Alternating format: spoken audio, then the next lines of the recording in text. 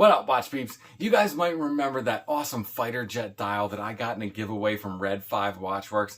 Dial was so cool, I just had to get it in a watch right away, so I put it in my 38mm Namoki field case, and it looked great, but deep down inside I knew there really was another case that this dial just had to be in. I didn't want to have to run out and buy a new case just for a free dial, but you know, eventually my weak-willed self did cave. So I picked up that case, so let's do the swap. I'm Pete, and we are chilling with watches.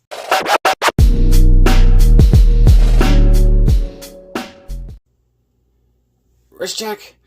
The SSB, man, I am digging this thing. Maybe I'm going through like a little bit of a quartz chronograph phase or something, but this thing is slick. I'm really enjoying it. But I have a different kind of project to share with you guys today. You guys may remember I had this dial handset movement in, hold on a second here and I'll show you. I had it in this 38mm Namoki field case because I both love this case. I love this dial. I got this from Red 5 Watchworks. He was doing a giveaway on Instagram.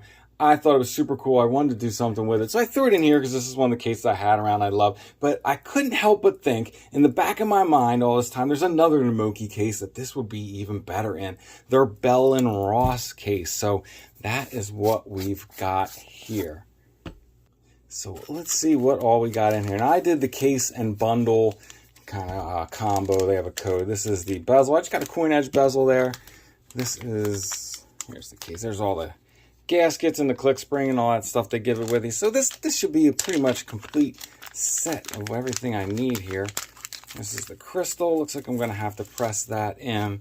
But there's the case that I have been talking about, guys. You know these kind of Bell and Ross style cases.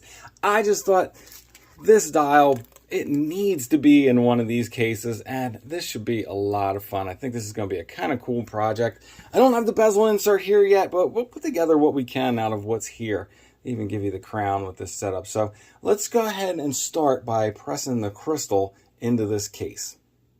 First step is going to be to get this crystal gasket in the case, and that is this kind of tall, flat gasket. That's the one you want for your crystal, and that kind of just sits just inside the fixed bezel there, and then your crystal will drop in there, pressing that thing, squeezing it real tight for your water resistance.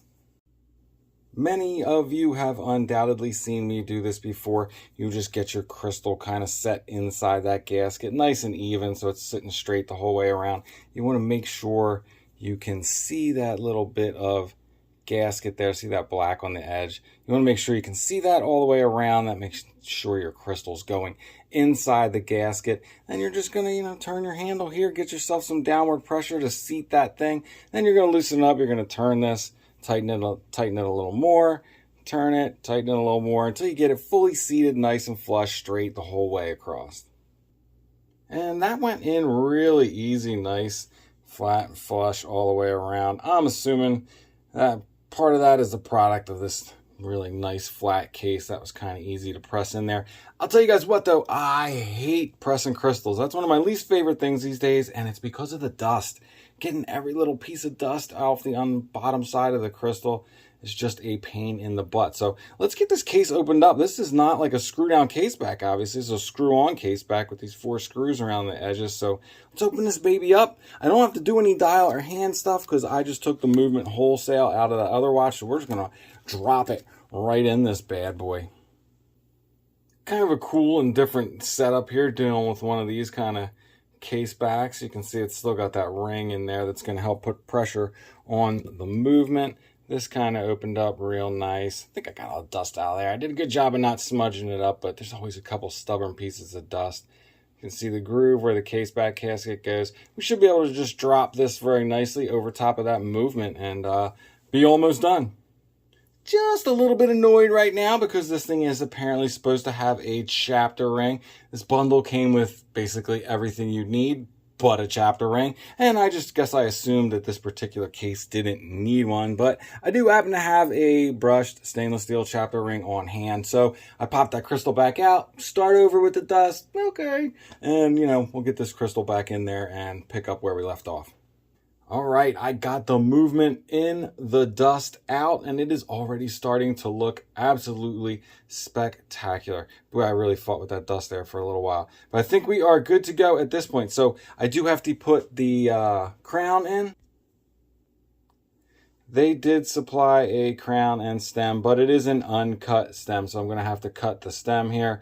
I have a video on how to trim and cut and measure a crown and stem, so go check that video out if you're interested. I'll report back once this is in there.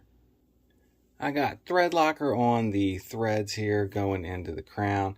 Now I'm just going to put a little silicone grease on these gaskets here to kind of keep them fresh and lubricated, keeps them from drying out, and helps create a better seal. So crown is cut and in. I put a little Cintalube on the crown stem before doing that.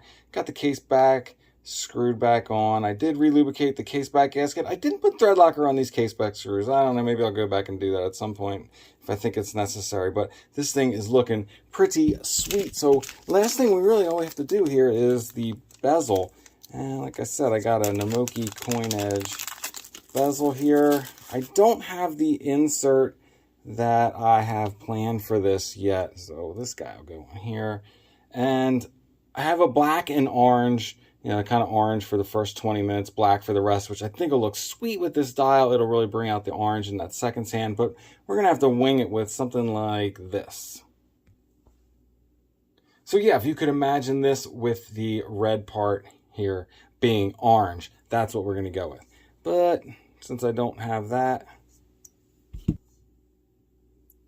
for now I'm just going to stick a black bezel in there that I can pop out when the black and orange one gets here. I also have one of those kind of flared straps. These aren't 24mm lugs, these are 22s, so I had to get a little bit different one. I have one of those coming too, but we'll make do with something else for now. So let's get this bezel on there and see what the finished product looks like. And there we go. So I just stuck an OEM SKX bezel insert that I had laying around in here just so I could see what the finished product is going to look like. And you can see I put one in there that's missing the loom pip. Why would you do that? Because that'll make it real easy for me to pry it out when the actual one gets here. And I was going to put an Uncle Seiko GL831 on there, but this thing is too fat. I can't fit it between those lugs and the case. So I just stuck this on there for now. I'll figure out something cooler. I actually have one of those straps that flares out and goes back in. So I will definitely report back when I get the actual bezel insert and the strap I wanted to show to you guys. So in the meantime, this is what we got. These are pretty cool cases. So here we go. Here's one of the straps I was talking about. I ordered a black one of these, but I forgot I had some other colors already from before. So I tossed this orange one on here, and I think it looks pretty cool with that orange seconds hand. It kind of draws that out. I think it adds an element of fun to this watch. But I think once I get the bezel that has the orange on it as well, and then the black strap will kind of tone that down a little bit and make it look really cool. But this orange strap will always be a kind of fun option, I think, for this watch. And yeah, it looks even cooler on wrist with this strap for sure. Kind of completes that Bell Ross kind of look to it. Really cool. Digging this watch. This is going to be so much fun.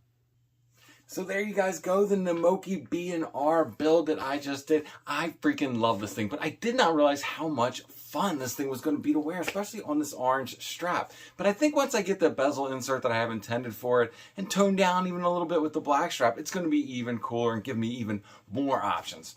All right, that's it. Before I let you guys go, sneaker check. Wear my fire red Jordan 4s, and some of you might notice that the leg brace is gone. I still have to wear it when I leave the house, but I am allowed to wander about the house without it.